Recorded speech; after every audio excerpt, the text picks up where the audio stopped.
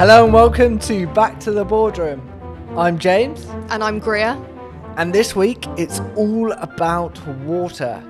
Yes, the candidates were greeted by Big Zoo, who is apparently someone famous. I do not know. Maybe I'm not cool enough. But yes, they had to go to the Crossness pumping station and they were told that this task was all about bottled water, to create a brand around your bottled water, film and edit a TV ad, and also do a live launch on social media in front of a Big Zoo and the expert judges. But of course, Lord Sugar has the final decision. Do you know, I really like this task for a strange reason. If you are a TV fan and you love TV comedies, you might know Only Fools and Horses, which is one of my favourite shows of all time. And there's an episode in that where Del Boy and Rodney sell tap water to the public and brand it Peckham Spring. So as soon as they were trying to come up with their own water brands, I was immediately like, this has been done before. Amazing. Oh. So did they have much success? They did. They had a lot of success, but obviously, as you know, in British sitcoms, success cannot last very long. So at the end, they got to go off for a nice seaside weekend, but it was reported on the news that the water supply that they were getting their water from was suddenly contaminated because of something Del Boy did earlier in the episode. So we never really find out what's happened, but we know it didn't make them millionaires. So shall we move on to some of our top moments this week? Because again, there were a few. I've written down loads of quotes this week because I just think they're coming out with some hilarious stuff. The first one that I wanted to share was from Karishma. She said, I did media studies A-level, so I know all the camera positions, which, hilarious. I also did media studies A-level. And I mean, I don't still talk about it, but I was like the Hermione of media studies A-level, and it sounds like Karishma was as well, so kindred spirits. I did AS and then dropped it. No way. Is it because you didn't know all the camera angles? Probably. And I still don't. One of my best bits was, I can't remember who exactly, but someone said, personally, I think the editing of the clips will be the easiest task of the edit in general. And I thought, well, this person obviously must not have ever edited it before, because with my limited experience, I feel like the editing takes an absolute age. That bit was so funny. I don't know why she chose to stand there and get the editor to play out loads of different music tracks instead of actually cutting it and then putting a music track over the top. That was really weird. And then she was going to do the voiceover and I'm like, to what? You haven't even got the clips yet. What are you saying, you know? So yeah, I agree. That was a ridiculous moment.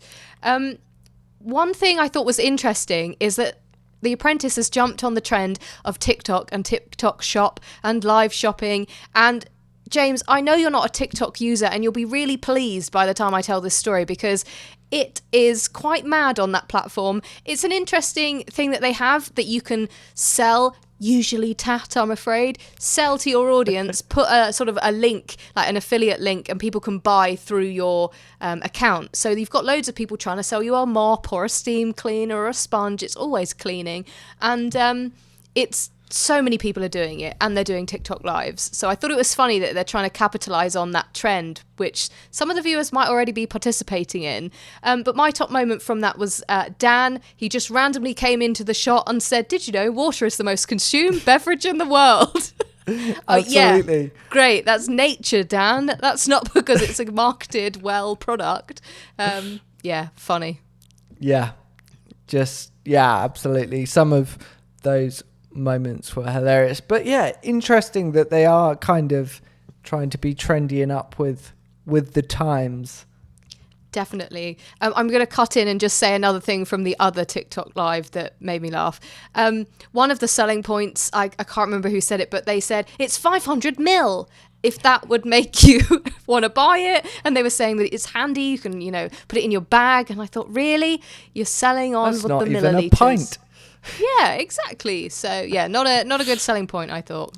No. I think one of my moments was also where the realization when the product Thrive, they said looks like a banana milkshake, because as soon as they said that, it clicked, and I was like, yes, it does. You've hit the nail on the head. This is awful. It really did look like a milkshake completely.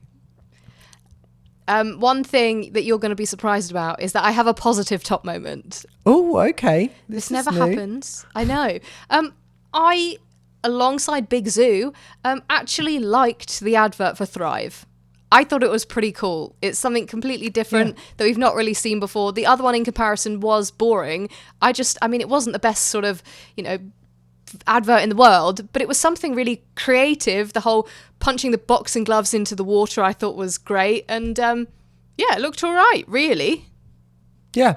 And to continue with your positive theme of top moments, I'm going to go over to the other team at Alpha and say that I was actually quite impressed with Connor. I thought he was really good on the pitch and also on the live stream, which hopefully made up for his lack of direction at the start. My final top moment has got to be a part of the pitch for Thrive, where Karishma starts talking about introducing the concept of the Thrive turning point. And it's like they've made up a new thing. Like, they said something like, what is it? We aren't selling the water, we're selling a feeling. Yes, I love that bit so much. I think they went a little bit overboard on that. I wrote down, we're not just selling water, but walking away from the cusp of failure. Which is technically what she did on the task. But yeah, that's really overbranding some water there. Yes, yeah. I don't know how. Well, maybe in a minute we'll find out how well we can sell water. Oh no. Okay, so as you may or may not know, we like doing little challenges here on Back to the Boardroom. We call it the elevator pitch. And that's where both me and Greer have 60 seconds to impress you and hopefully Lord Sugar by doing some sort of task that's been concocted up for this week. So this week is quite open-ended, actually. You'll be pleased to know. So there's a lot of avenues you can go for, and it is to do with water, branding water. So our independent adjudicator has come up with the task of similarly building a brand, trying to sell it. Obviously, we're not going to create adverts, but you can describe who you want to market it to and so on. But the brief is to come up with some sort of water-based, drinking brand, product, invention, whatever, to help encourage people to drink the required amount of water in a given day. Are you ready? No. I'll make up something as we go. That's what this challenge is all about. Exactly. Your 60 seconds starts now. Okay, so I'm going to go down the route of, if you've seen people try and do like juice cleanses before, you can order like a bulk box of different juices that you have at different times of day. So I thought I could create a brand that's like, you order a box of various different waters. It could be flavoured water in there as well for different times of the day. And on your bottles, you have the time. So like 10 a.m, you have a strawberry water. At 12 p.m, you have a lemon and lime. I'm going to call it Quench, because I like that name. It sounds good. And, throughout those bottles, it will be 2 litres of water each day, and you'll be excited to try them because they are different flavours. But really, it is healthy water, just with just a little bit of added flavouring in there. And it's a fun way to try and get your 2 litres a day. It's a different thing. Mix it up a bit. It's not just bog standard water, and it will quench your thirst. And I've rambled. What's the time? 5 seconds. I've still got like 100 billion seconds left. This there is so There you go. hard. That's time. Okay, that is tough, but there you go. Under pressure, I came up with something. Okay, I'm racking my brain. I've just got cleansers stuck in my brain. Okay. Do you want to give it a go? Go for it. Count me in. 3, 2, 1, go. Okay, so encouraging people to drink water, I'm going to think kids. It's got to be something fun. So going with the theme of up north, I'm going to go for Scotland and like Scott water, got water, or Loch, something to do with the Loch or the Loch Ness. So you could have the bottle as like the Loch Ness monster for kids. And like, because obviously I'm tech heavy, it's going to be a smart monster. So it can kind of figure out how much you've drunk, link that with some sort of app and reward system, maybe. And I don't know, the more you drink per day, you get achievements maybe, or it records it and it gives, or you could unlock a game. There could be a game companion, and the more you drink, the more time you get to play the game. Ooh, that sounds good. I like the tech thing. I like the Loch Ness Monster. The idea of having a bottle so long modelled as the Loch Ness Monster to carry 2 litres of water, I was laughing at that. That was good. Yeah, I didn't think of the practicalities at all. I was just, when your mind's just buzzing for, I don't know, and then it went on to the app and... I like it. Yeah. That's So there definitely we go. more fun than mine, I think. I think you might have, I was going to say quenched. It's the word of the day. I think you might have cinched this one this week. I don't think I even came up with a name. Was it Lockwater or Lock? Scott water. Like Scott got water. Like Yeah, got milk. You Scott Water. I love that. I wondered where you were going with the up north theme, and then you went north, North, yeah. north. So, if you enjoyed James's elevator pitch or mine the best, please let us know. You can send us a WhatsApp on 07379 171 890. Send us a voice message or just a message on WhatsApp and tell us who you think won. Now it's time to go back to the boardroom this week to find out what Lord Sugar thought of both North H2O and Thrive. But first of all, I know what you're all really waiting to hear about, and that is the secretary. What was she up to today? Did she have some water on her desk? I didn't actually notice that. I was glued to the screen, as I always am. We know what you look for. So there was a couple of different views of Excel. She was on Excel for the majority of the show, presumably. First time we saw her, she had a nice bar chart and exploded pie chart combo. And then the next 2 times we saw her, she had moved on to that with some data tables and a bar chart. Not sure what she was analysing, but it was a very sort of bell-shaped curve distribution, where it goes up and down. They get her doing a lot of tasks, don't they? Yeah. It's probably like measuring Lord Sugar's airtime or how late he was to each task. Very true. Any ideas, let us know. But yeah, that was it for the secretary. But there's also a few details I picked up Brandwatch wise. Did you get what piece of software they were using to edit the videos? Oh, no, I didn't. I'm going to just guess Final Cut Pro. It was DaVinci Resolve. Ah. Yeah, I had to stop it just to confirm because I couldn't get it in the quick segment, but it was indeed. And the other 2, they're not really brand watches, but obviously they're well-known songs that were used in both adverts. I think Busy Earning by Jungle and Ace of Spades by I can't remember who. Now I'm stressed about who sang Ace of Spades. I don't want to get it wrong. Motorhead. That's the one. Yes. But Good there we spotting. go. Short brown watch there. So eyes and ears. I know, we've got a new level to your detail on screen. So going back to the boardroom, now I thought it was kind of an interesting one, mainly because Lord Sugar, when he was coming down to his final decision, said that it was always going to be based on the advert and the marketing because that's what his background was in. So I thought, well, why have we sat through making a an actual product and then pitching it and then doing a live video when actually you were just going to judge the adverts. I just thought that was a bit weird. Exactly. I did pick up on that as well and wasn't very impressed, because I don't know if it would have changed the final decision. But for example, the banana milkshake was an absolute car crash. And also their live stream was pretty naff compared to the others, the other team. So yes, they might have still won in the end, but I think there was a lot more to consider than just the advert. I think so.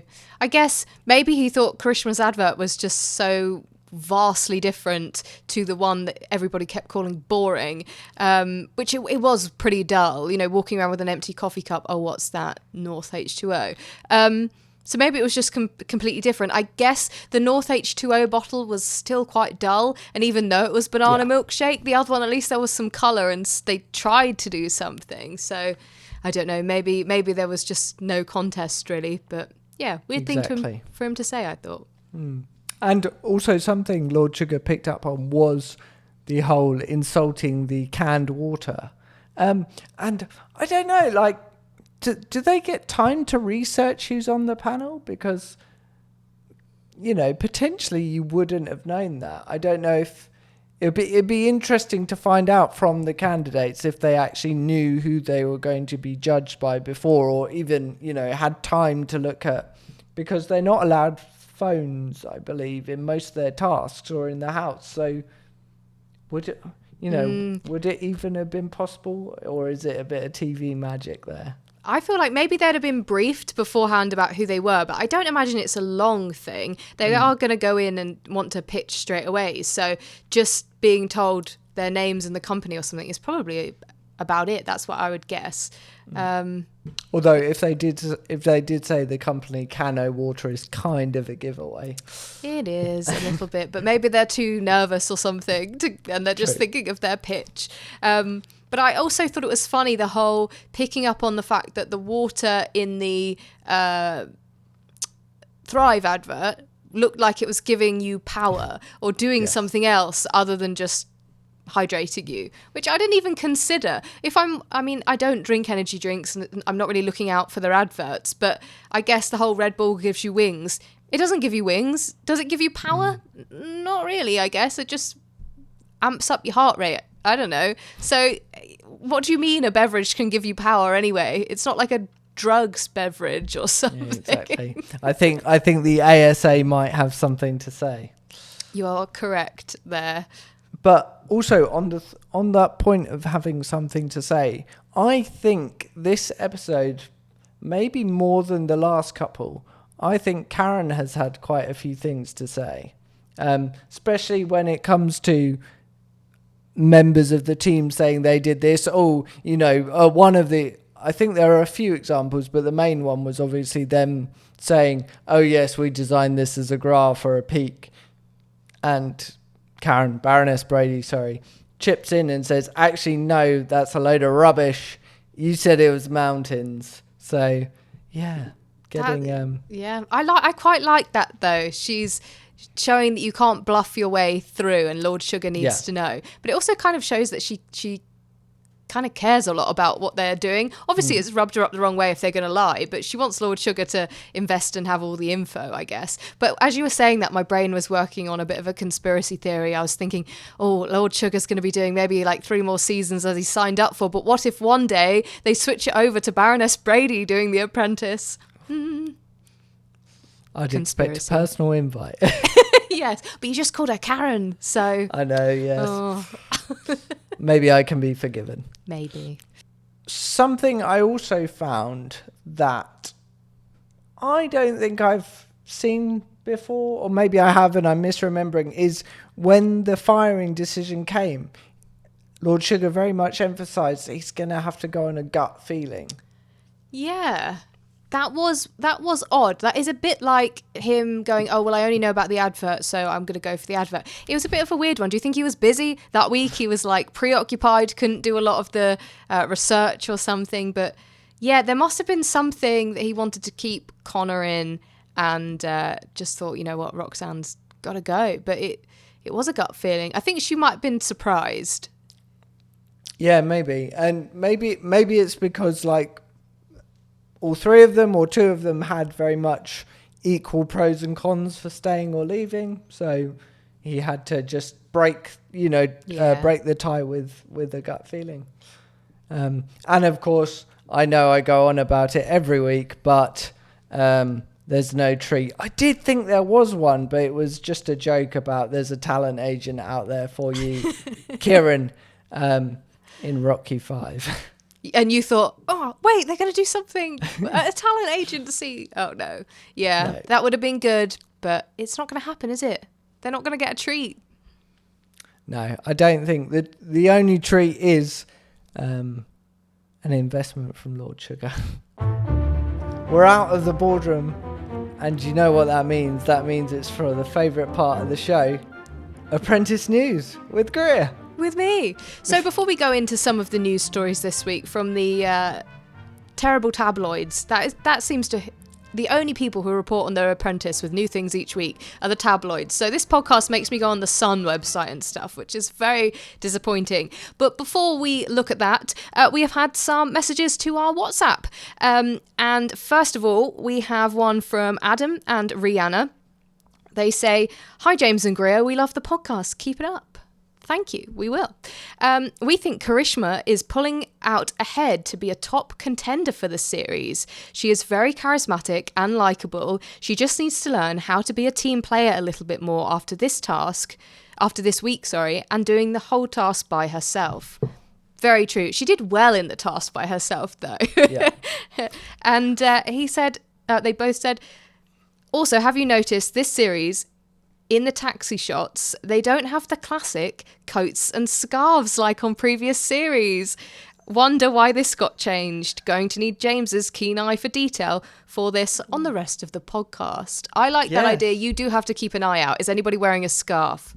Yes. To be honest, I haven't really been analysing the taxi scene. So good. Yeah, you both picked up on something that I haven't. So From next episode, I'm going to be on it. Adam and Rihanna, James is going to be annoyed about this. He needs to be the one that has all the detail. But that is such a good point. And I agree. I didn't see Karishma sort of shining in any of the other tasks until this week. I guess they're all not going to be media related. But, if her business has a strong media or marketing component, then it might be a good thing. Yeah, I think... trying to do everything only goes so far, and I think it's lucky that it came off so well. If you try and do something, try and do everything and then really pull it off, you kind of get let off. But I don't think she can afford to do that too many times. So if you want to get in touch with us, you can WhatsApp us on 07379 171 890. Nice. So for some actual Apprentice news, I'm going to get up the terrible tabloids websites. 2 seconds. We need some hold music. We do. Why don't you sing some, James? I don't want to scare our listeners away. They could send us a voice note about your hold music. So, the first one... I mean, this is a terrible article. I'm going to read the headline. You can see what you're making me having to read. On the Sun, snake in the grass, wild antics in Lord Sugar's Viper's Nest mansion, and truth about the Apprentice's fake contestants as Star reveals all. Now, this is Roxanne, and she said that she was shocked by how ruthless other candidates were behind the scenes, and... opens up on people thinking that she can't be successful because of her looks. Very tabloid bit there. So Roxanne has actually come out to say that people have been quite backstabbing and ruthless. And I didn't know this about her, but she has already been a star on Geordie Shore. Did not know that.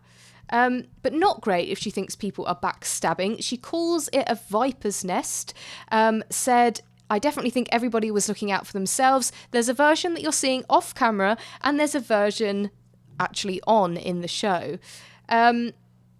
really not good. She does reference some of the not very nice social posts that we have heard about some of the other candidates sharing, and that the vetting process should be better. But she's been on quite a few TV shows, actually, just reading now. She was on Shot to Fame on the MTV spin-off of Geordie Shore, Hot Single Summer. Never seen it. Have you? No.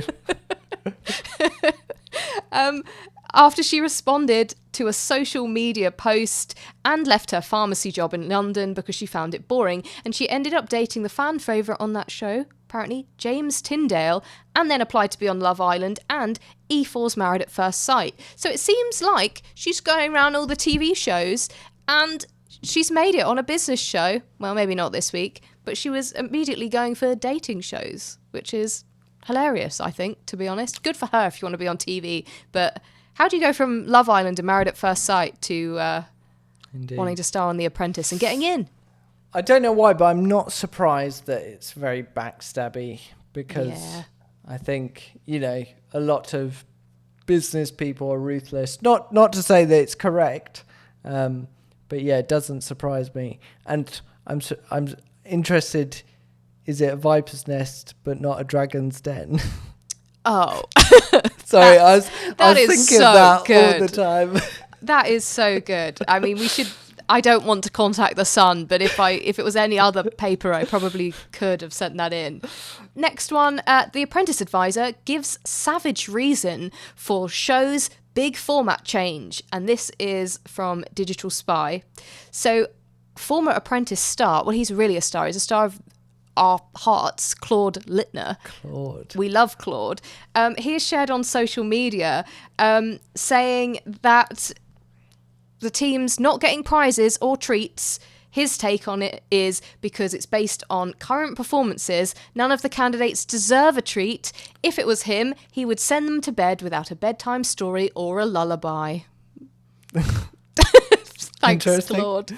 I mean, I think if there was a bedtime story, I'd be quite irked. No, to be honest, I don't know. I don't really want Lord Sugar to read me a bedtime story, but it would be a funny anecdote. It would be very, very weird if that is what actually happens in there. So Claude thinks that. So maybe that implies that there will be treats, but the performance hasn't been good enough. Maybe you have to now get to the second half of the series before the treats come in. We never know. We live in hope. We do. But yes, you are right. He says that Lord Sugar shouldn't be giving them treats anyway, or a lullaby. So, James, I've spoken all about the news. News that we want to hear from you is, where are the candidates from last year now? Yes, so actually it's quite a quick one. So the next two candidates to be fired are quite a outspoken two. I think they caused quite a ruckus in the last season. It was Nadia and Carlo. Nadia being the salon chain owner and Carlo the hair transplant consultant. So as usual, I've done some digging. We'll start with Carlo. Their main account is private now, so couldn't see much there, but he now goes under the main account of the hair transplant specialist with dots in between. And as you can probably guess, there is a lot of videos about his hair. He's had a transplant himself and has now got long hair, which is quite interesting. And what I've ascertained from that is I've now watched a lot of reels about hair transplants, and I've probably ruined the Instagram algorithm for my account. So thank you, Carlo. It's not too long before I'm sure getting sponsored content for that, and my other half Joe is wondering what I'm doing. And that was Carlo and his many videos about hair. So the other candidate, Nadia, the salon chain owner, was actually on Unfinished Business last week. Oh. So that is where they are now.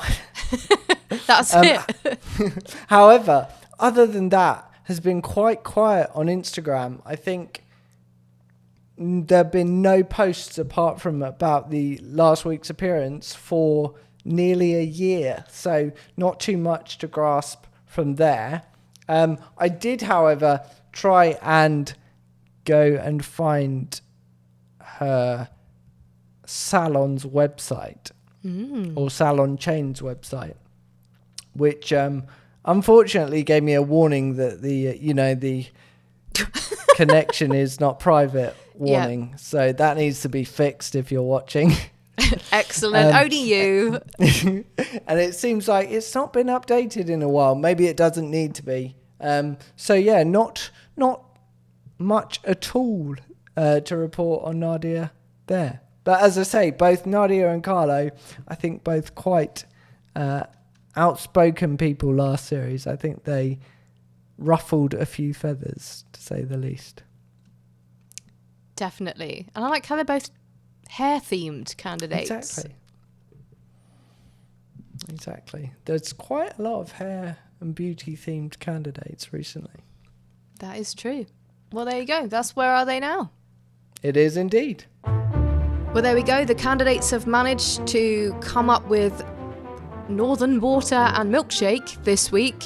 And if you want to let us know what you thought of the episode or our elevator pitches, or if you've just got something to say, don't forget you can send us a message on WhatsApp or follow us on Instagram at Back to the Boardroom. Now, next week we are heading into episode 5 and it's all about flowers. Now, the official BBC logline says the candidates turn petals into profits, selling flowers to the public and corporate clients, but a bunch of problems lead to a pruning in the boardroom. I love whoever has to think of these puns. James, you have a final thought for us this week? Yes, I do. I wonder if the candidates could combine this week and next week, making sure the flowers thrive by, using their product to put the flowers in. That is very true. The flowers will hydrate. Do you think the flowers will be walking away from the cusp of failure as well? That we will have to wait to see. Will it be a thorny affair in the boardroom? Oh, love it. Love it. Well, tune in next week to The Apprentice and Back to the Boardroom. We'll be back here at the same time and we'll see you then. See you later.